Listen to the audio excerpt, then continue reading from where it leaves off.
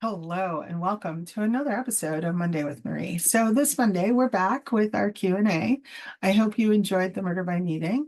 And so we've got a lot of Q&A. So we've got questions about the political situation, creating retreats, facilitation tips, advice for planning events, creating games, and marketing. All right, a lot of questions. We probably are not going to do all of them, so I apologize up front if you submitted a question. I promise I will save them for next week, or maybe I'll do a midweek one since we have so many. All right, let's start with the first one, which falls under the political situation. This question comes from Rebecca. Rebecca writes, with the VP's Gen X background, thank you for the article. Thank you, Rebecca, for reading the article. How might that influence her leadership style if she becomes president? And again, no Gen X person is the same as everyone else in the group. It's not a monolithic situation, but I will say we do have some traits in common. One, I think the level of sarcasm that you get from a Gen Xer is very different than you get from baby boomers, from millennials, and from Gen Zs. So with that, I will say probably a level of sarcasm. The other thing, though, is a serious sense of self and independence. So we are the resilient generation in the sense that we were left alone a lot. We learned how to navigate the world by ourselves. We also navigate the world in collaboration with other people our own age. And so we're very good at those things. And so I think she brings that to the table. She brings a sense of there's not much you can say that can hurt her, as you can see when the former president tries to attack her, or some of the pundits try to attack her. One of the things that upsets them is that they do the attack and she kind of has the attitude of, okay, whatever. That is very much a Gen X situation. I mean, we are the generation of the your mama jokes. We are the generation of really what we like to call the British slang of taking the piss. We're that generation. And so those kind of things, those attacks, when people think that they're going to try to attack you and they're going to hurt your feelings, yeah, our feelings are really hard to hurt, I think is the point of that. So I think, Rebecca, to answer your question, she brings those things to the table, that ability to just kind of go, yeah, you can say whatever you want, but it's not going to hurt my feelings because I know the truth. And this sense of, I don't have to defend myself. And I think that's where the struggle has been when they've tried to attack her, is that it's hard to attack someone that keeps kind of like, whatever, good luck with that attitude. All right. So the next one we'll pull from Creating a Retreat. So Tyler writes, how do you balance work and relaxation in a retreat to ensure that participants are both productive and rejuvenated? This is a great question, Tyler, because I think that is one of the struggles that people have when they think about doing a retreat. They want to have that mix, exactly what you said, of work and relaxation. So I think there's an important combination that needs to happen. So I have a colleague and we're currently building a retreat, and we've been discussing that very topic for quite some time. And one of the things that we've been thinking about doing, which please feel free to use and share, is that when you're building things that are for relaxation, they need to be in service of the work, in service of the theme or the purpose of the retreat. So if your retreat is about business development, as an example, or if your retreat is about leadership, building a leadership team, the rejuvenating activities need to be moments where people can reflect on the work and also start to think about their own mindset. So working with, different yoga practices, different Reiki practices, those type of practices where you can combine the mind, body, spirit aspect of it. So people have time to reflect on the work that you're doing, but also have time to give their bodies a rest. And giving bodies a rest doesn't mean just stillness, but it also means giving them opportunities to go out in nature and walk and breathe in the air and really be able to take their notebooks that you're going to give them for your retreat. Tip number 2 that you didn't ask for, Tyler.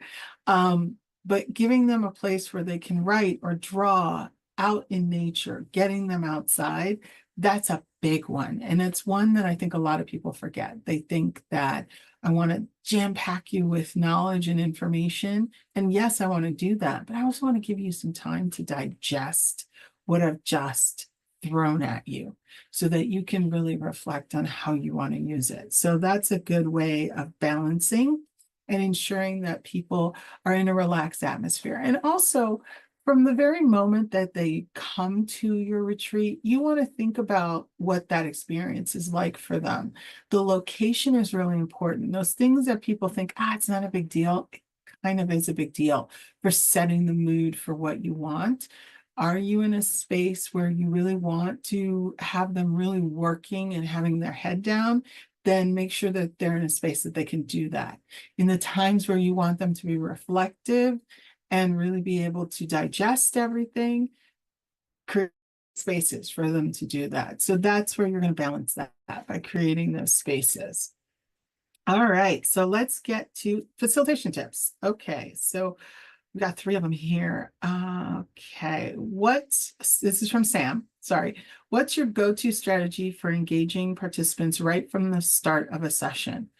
One is actually before the session, and it goes back to the question. I honestly, I didn't realize that they would connect, but they connect. But it's going back to the session before, which really talks about how do you create an atmosphere for people before they step into the space, the meeting room, wherever you are. The environment should speak to what the theme is and what you're working on. So create an environment that allows for people to get engaged. That is my number one go-to strategy. Everything in the room should have purpose with what you're trying to achieve. So if you're going to be putting pens on the table, if you're going to be putting pens on the table, if you're going to be putting markers on the table, if you're going to be putting paper, if you have whiteboards, whatever, it needs to be in service of the work that you're doing. There should be nothing in the room or nothing in the space, I should say, that doesn't make sense to the event and what you're doing. Otherwise, it takes people out of the experience and it's distracting. So think of it that way. That's how you're going to begin creating engagement by the moment they walk in. It needs to be an experience for them. All right. So Sam, I hope that helps. Okay, let's go to the next one. Well, we're on a theme, actually. Advice for planning a summit or a town hall or a leadership. So this is from Ethan. How do you create an agenda for a town hall that ensures all voices are heard and important topics are covered? Really, this is a back to the basics question, Ethan. And what I would say to you is that for your group that will be participating, you need to send out a survey to find out what it is that is important to them. What is it that they want to talk about? And if your town hall has a particular theme, let's say you have a new CEO that's joined and part of that town hall is introducing the new CEO and introducing that her agenda for the organization and her vision and what she wants this company to look like and move forward, then that needs to be in those surveys in the sense of this is the purpose for our town hall. These are the type of questions that we will be covering, and these are the type of things that the new CEO will be addressing. And so in the survey, you're now going to be asking people questions around that, questions that elicit some thinking around whatever that particular CEO's vision is for the company or what they know of that vision so far. And that will allow you to make sure that people are being heard, and also allow you, if there's some issues that have been going on in the organization that need to be addressed, it's a great place for people to say, here are some things or concerns that I have. And it still leaves it in an anonymous fashion, so that way they're not feeling uncomfortable, to be honest with you, about being able to express themselves and their feelings. So I hope that helps, Ethan, in terms of giving you that sort of response. Okay, let's go on to the next question. So Ben writes, what's the first step you take when designing a game for a client? And then there's a second question in this. How do you ensure it aligns with their goals? Okay, well, Ben, the first thing when you're creating a game for a client, or even an activity for a client, the first thing I like to do is really understand what are the outcomes they want to have. So that's really kind of how I make sure it aligns to their goals. Is that what is the outcome when people are playing this game, or when they're finished playing the game? What do you want them to have had experienced? What is it that you wanted them to learn? What is the experience you want them to have?